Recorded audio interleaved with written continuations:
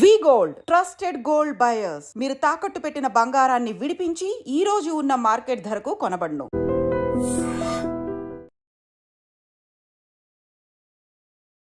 నమస్తే, welcome to I dream. Sangareddy జిల్లా మల్కాపూర్లో దారుణ ఘటన చోటు చేసుకుంది. విషయం ఏంటంటే కన్న తండ్రి తన ఇద్దరు పిల్లల్ని అమానుషంగా ఉరివేసి చంపి తను కూడా ఉరివేసుకొని ఆత్మహత్య యత్నానికి పాల్పడ్డాడు.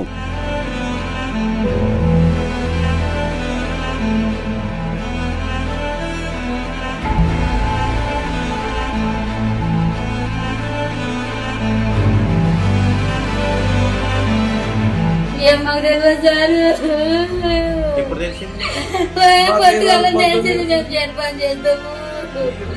నా తమ్ముడు డ్యూటీ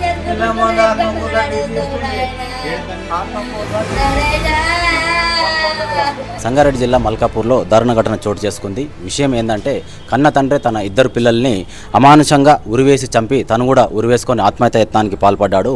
అతని పేరు సుభాష్. అతని వయసు వచ్చేసి 40 సంవత్సరాలు. వాళ్ళ ఇంట్లో కుటుంబ కలహాలు ఉండడం వల్ల భార్యాభర్తలకు చాలా రోజుల నుంచి గొడవలు కావడం వల్ల మనస్తాపానికి గురైపోయి తను వాళ్ళ భార్య వేరే వాళ్ళతో అక్రమ సంబంధం పెట్టుకుందని చెప్పేసి మనస్తాపానికి గురై తను ఎన్నోసార్లు భార్యకు చెప్పి చూసినప్పటికీ తను మారకపోవడంతో తన ఇద్దరు పిల్లల్ని ఉరివేసి చంపి తను కూడా బలవన్మరణానికి పాల్పడ్డాడు. అయితే ఇంటికి చుట్టుపక్కల ఉన్న వాళ్లకు ఇంట్లో నుంచి ఏదో దుర్వాసన వస్తుందని చెప్పేసి స్థానికులు ఇంటి దగ్గరికి వెళ్ళి డోర్లు బద్దలు కొట్టి చూడగా మృతదేహాలు లభ్యమయ్యాయి. విషయం ఏంటంటే తండ్రే చంపినట్టు నిర్ధారణకు వచ్చిన స్థానికులు పోలీసులకు సమాచారం ఇచ్చారు. అయితే ఈ సుభాష్ని విచారించగా తన భార్యకు తనకు చాలా రోజుల నుంచి గొడవలు అవుతున్నాయని, తనకు ఆర్థిక ఇబ్బందులు ఉన్నాయని, దానివల్ల నేను నా భార్యకు ఎన్నోసార్లు చెప్పి చూసినా అయినా కూడా తను మారలేదని, నా ఫోన్ హ్యాక్ చేశారని, సీసీ ఫుటేజ్ కూడా వాళ్ళ హ్యాండ్ ఓవర్లో పెట్టుకున్నారని చెప్పేసి సుభాష్ చెప్పడం జరిగింది. అయితే భార్య తన పేరు వచ్చేసి మంజుల, తన వయసు 35 సంవత్సరాలు. తను ఆర్థిక సమస్యల వల్ల వేరే వాళ్ళతో అక్రమ సంబంధాలు పెట్టుకొని తన సమస్యల్ని తన కోరికల్ని తీర్చుకుంటుందని చెప్పేసి సుభాష్ వెల్లడించడం జరిగింది. అయితే పిల్లల పేర్లు వచ్చేసి కుమారుడు రితిక్ మార్యాన్ 9 సంవత్సరాలు, అలాగే కుమార్తె ఆరాధ్య 5 సంవత్సరాలు. వీళ్ళకి ఫస్ట్ ఉరేసి తను తర్వాత ఉరేసుకున్నట్టుగా పోలీసుల నిర్ధారణలో తేలింది.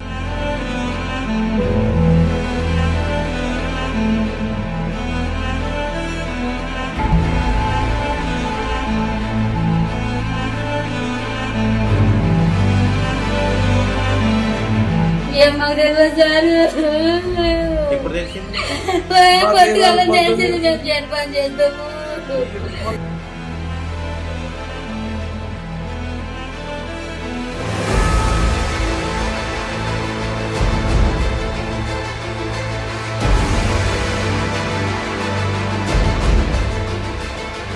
అయితే సంఘటనా స్థలం దగ్గర 4 పేజీల సూసైడ్ లెటరు రాసి ఉంచి తను సూసైడ్ చేసుకున్నట్టుగా నిర్ధారణలోకి వచ్చింది. ఆ లెటర్లో దాదాపుగా వాళ్ళ భార్యకు తనకి ఎన్నిసార్లు గొడవ అయింది, ఎన్నిసార్లు తన భార్యని మందలించిండు అనే విషయం గురించి పూర్తి స్థాయిలో ఆ లెటర్లో రాయడం జరిగింది. నేను నీతోనే ఉండలేను, నా వల్ల కాదు, నీతో నేను సంసారం చేయలేను, నేను ఇలాగే ఉంటా అని చెప్పేసి తను మొండి వైఖరిని ప్రవర్తించడం వల్ల తను విసుగు చెందాడు. అయితే తన భార్య మంజుల తన దగ్గర ఉండకుండా తన అమ్మ నాన్న దగ్గరికి వెళ్ళిపోయిందని చెప్పేసి సూసైడ్ లెటర్లో సుభాష్ రాయడం జరిగింది. అయితే తన ఫోన్ హ్యాక్ చేసి సూసైడ్ లెటరు దాంట్లో లాస్ట్లో ఉన్న 4 లైన్లు నేను చదివి వినిపించే ప్రయత్నం అయితే చేస్తాను. కింద కిరాయికి ఉన్న అతడు కూడా ఫోన్ సీసీ కెమెరా హ్యాక్ చేసి నా భార్యతో అక్రమ సంబంధం పెట్టుకున్నాడు. నా భార్యకు నేను ఎన్నోసార్లు చెప్పి చూశాను, అయినా కూడా తను వినలేదు. వాళ్ళని చంపాలంటే నాకు క్షణం పట్టదు, అయినా మంచిగా ఉందామని చెప్పేసి నేను నా భార్యకు ఎన్నోసార్లు నచ్చి చెప్పాను, అయినా కూడా తను వినలేదు. తను మొండిగా ప్రవర్తించడం వల్ల నేను ఇలాగే ఉంటానని చెప్పడం వల్ల నేను మనస్తాపానికి గురయ్యానని చెప్పేసి ఈ లెటర్లో ఉందన్నమాట. ఆయన మా తమ్ముడు గారకూర్తి సారు నన్ను తిరుపతికి ఇచ్చారు. వాళ్ళిద్దరు మొగలు మంచిగానే ఉంటారు. ఏమైందేమో మరి వాళ్ళ అమ్మగారితో పోయిందంటే ఆమె వాళ్ళు ఏం చేసుకున్నారు నాకేం తెలియదు సార్. మాకు ఫోన్ వస్తే మేము వచ్చినాము. ఇవాళ మేము ఇప్పటిదాకా జైన్ కాడనే ఉన్నట్టు ఇప్పుడు వస్తే అలా ఫోన్ చేస్తే వెళ్తూ వచ్చినాము. ఎప్పుడన్నా ఒకసారి మళ్ళీ ఇప్పుడు చూసిపోతుంటే కానీ మధ్యలో పని ఉందని ఎక్కువ రాలేము సార్. మేము పని కోసం రాలేము సార్. మా తమ్ముడు అంటే నాకు బాణం సార్.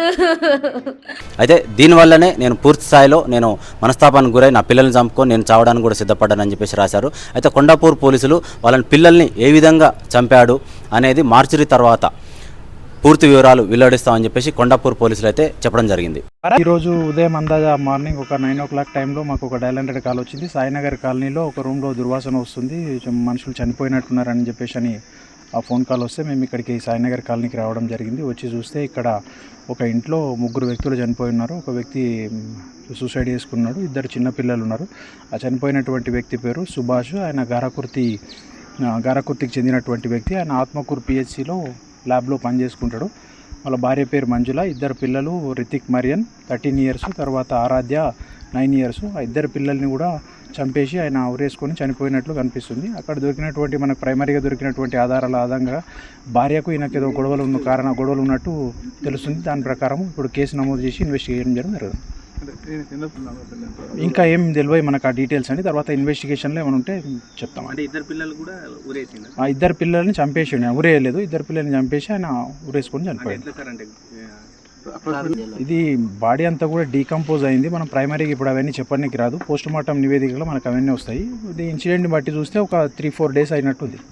వాళ్ళ భార్య పరిస్థితి? భార్య ఇప్పుడు లేదు, వాళ్ళ మదర్ దగ్గర ఉందంట.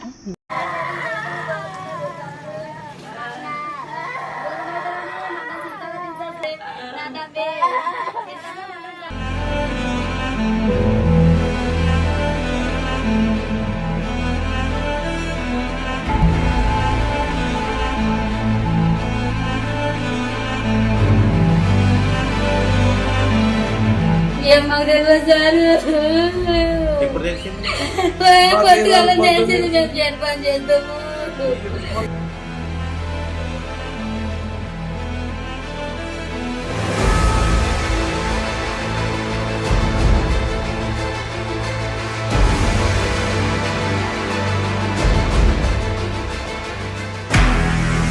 నిజంగా ప్రస్తుతం ఉన్నటువంటి సమాజం దేనికి ప్రయారిటీ ఇస్తుంది? ఆర్థిక సంబంధాల చుట్టూ మాత్రమే తిరుగుతోంది. మళ్ళీ ఎన్నికలంగానే చాలా విరక్తి కలుగుతున్నాం. మంచి అనిపిస్తుంది కదా, లేడీస్ కూడా ఛాలెంజింగ్ జాబ్స్ చేసినప్పుడు చాలా బాగుంటది. ట్రాఫిక్ అసిస్టెంట్స్ గా నియమించిన ట్రాన్స్జెండర్స్ అందరితో సాల్యూట్ చేయించుకుంటున్నారు. ఫుడ్ డెలివరీ ఇవ్వటానికి వెళ్ళినటువంటి డెలివరీ బాయ్ అనిల్ పై కళ్ళ ముందు